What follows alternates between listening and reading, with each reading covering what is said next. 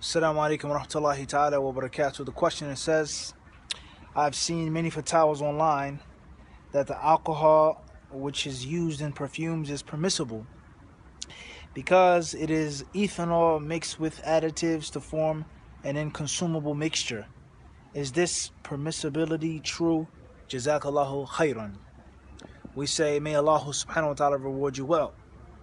The issue of using perfumes, colognes, soaps, shower gels, different things that have fragrances and pleasant aromas with alcohol in them is an issue which is relatively modern.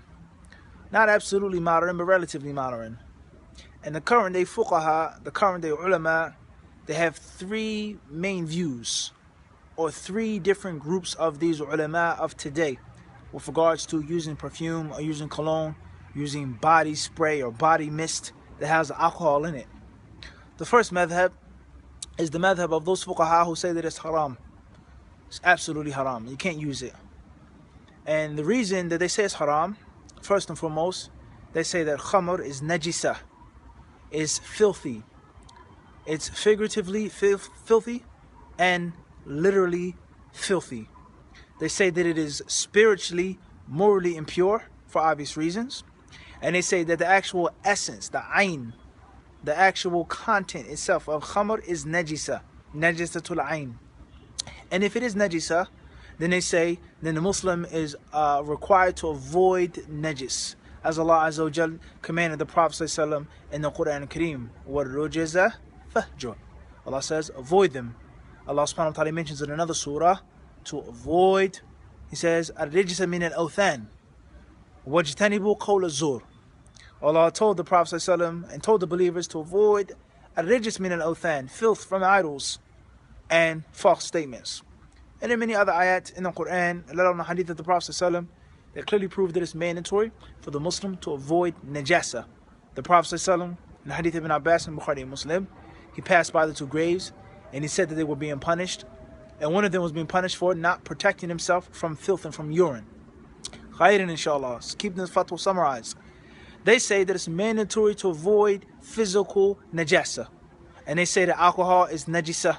So therefore it must be avoided and you can't use that cologne and you can't use that type of perfume.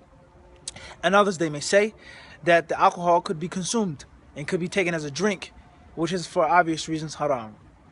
The second madhab of these ulama of today, they say that it is permissible and it is not najisa, that khamr is morally impure, spiritually impure, but it isn't physically impure. It isn't najisa of ayn. Rather, there's no evidence in the Quran and the Sunnah, they say, to prove that khamr is physically impure. When the Sahaba, when they poured out the khamr in the streets of Medina, there is no narration that they washed their clothes, that they washed the streets, they washed their feet, they washed their sandals, etc. And they say when Allah subhanahu wa ta'ala says in the Quran, رِجْسٌ مِنْ عَمَلِ الشَّيْطَانِ فَاجْتَنِبُوهُ, Surah Al-Ma'idah, that khamr is filth from the handiwork of Satan, so avoid it. They say it's not physical filth, but it's spiritual filth, moral filth. The third madhab is that of those ulama who say that it depends on how much content is in the cologne or the perfume. If it's less than 50%, they say la ba's. More than 50%, they say a problem. 50% equal 50-50, they say doubtful and you should avoid it.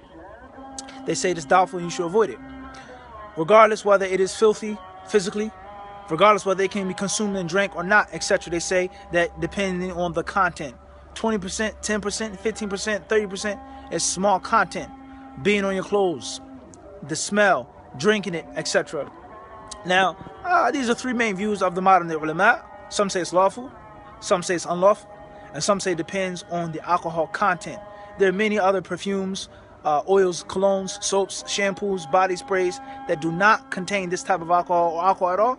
So if you feel doubtful, then avoid it. And if you feel confident that it's permissible, then you use it. And if you do use it, you have ulama who support you in that claim. Allah subhanahu wa ta'ala surely knows best. We ask Him for beneficial knowledge and righteous action. This is a brief, summarized, condensed answer, not the whole issue at large of khamr, it being pure, it being impure, etc. Wallahu ta'ala alam.